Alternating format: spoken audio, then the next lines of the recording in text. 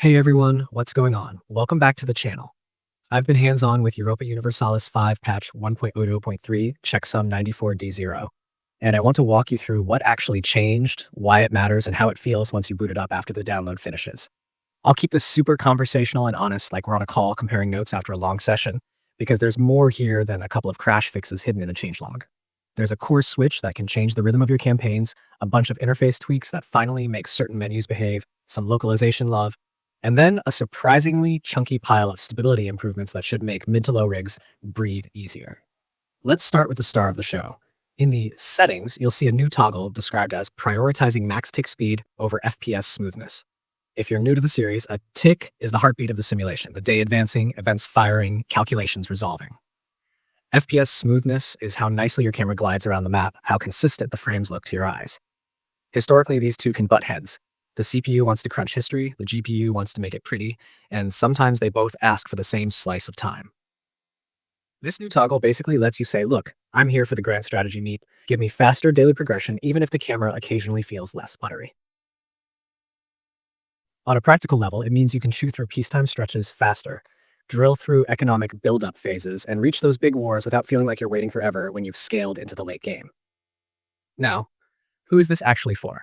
If you're running a CPU-bound campaign, maybe your map is busy, you've got a lot of subjects, you're tracking trade nodes across continents, and you're the type who plays at speed 4 or 5, this can be a game changer. You'll notice the calendar moves with a bit more urgency.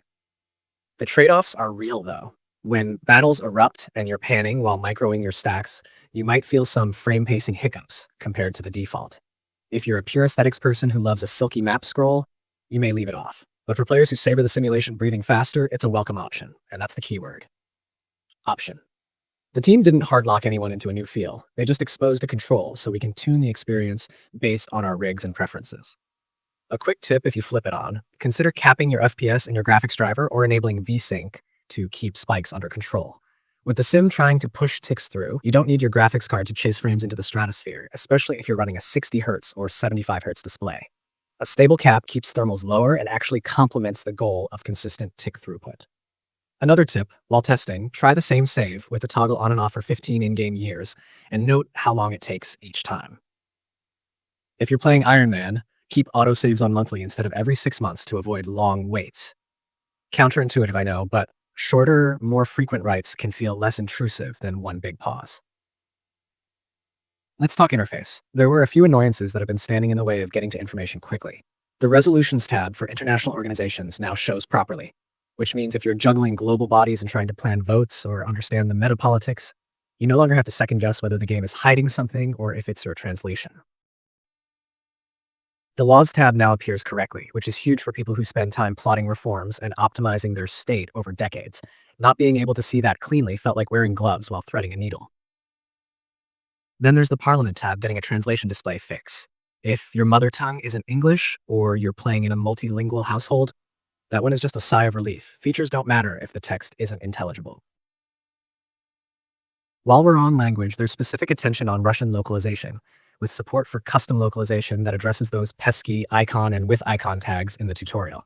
That might sound like a tiny detail, but if you've ever tried to learn a new system and the tutorial itself has placeholder clutter or broken styling, it's a motivation killer. Teaching tools need to be pristine. The more people who can onboard smoothly, the healthier the community and the more feedback the developers get. Now the meaty stability stuff. There's a fix for crashes during checksum file open failures, which is the kind of problem you only think about when the game refuses to launch reliably after an update or a mod shuffle. It's one of those behind-the-scenes issues that can devour an afternoon while you test folders and verify files. Knowing the game is more resilient at this step cuts down on that friction. Camera-related crashes are also addressed, and if you play like me, constantly zooming in and out to track micro moves and watch the map breathe, that's peace of mind. There's a fix connected to the language selection screen, which is more launch-adjacent stability, and then a fix for chasing enemy units causing crashes. If you love stack chases and you're running carpet maneuvers in the plains after crushing a main battle, this one's for you. Nothing kills momentum like a crash during pursuit when you're in the zone. Another good one is the fix tied to refunding construction for countries that were deleted. In practical terms, if a tag disappeared, maybe they got annexed or released in a weird chain, and there were economic projects in flight, the refund logic could slice itself up and topple.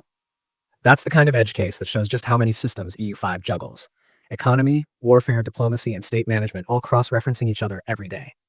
Cleaning up that handshake means fewer silent save breakers when the world rearranges itself. And then we've got CPUs without AVX2 instruction support getting some love.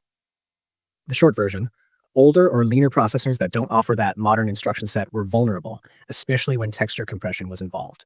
If you were crashing on launch or right after the logo, this could be the culprit. The patch includes a path that avoids relying on AVX2 for certain tasks, which makes the game playable on a wider range of setups. That's not just a technical checkbox, it's a community expander. I know folks playing on laptops or secondary machines where every instruction set assumption can be the difference between I can hop into co-op this weekend and guess I'm watching streams instead. Speaking of graphics, there's a VRAM leak fix related to GUI animations. Anyone who's watched their memory usage creep upward over a long session and then felt the UI go gummy will be happy here. A leak is sneaky. It's not obvious at the start, but after a couple of wars and 30 minutes of map mode swaps, your system starts thrashing and the experience deteriorates. Patching that not only lowers crashes on long runs, it also keeps the tone of the session consistent so you're not forced into restarts just to clear the slate. While we're on the topic of crashes, the team also added more hardware and VRAM info to crash reports. That might sound boring, but it's a gift to future you. The better the telemetry, the quicker the developers can correlate failures, identify patterns, and push targeted fixes. It shortens the loop between something funky happened on my unique combo of drivers and RAM, and there's a line in the patch notes with exactly my problem. If you've ever filed a bug report and felt like tossing it into the void, improved diagnostics help make sure it lands in the right place. Let's talk practicalities for a second. How do you know you're actually on the new patch? On the main menu, you should see the version string with checksum 94D0.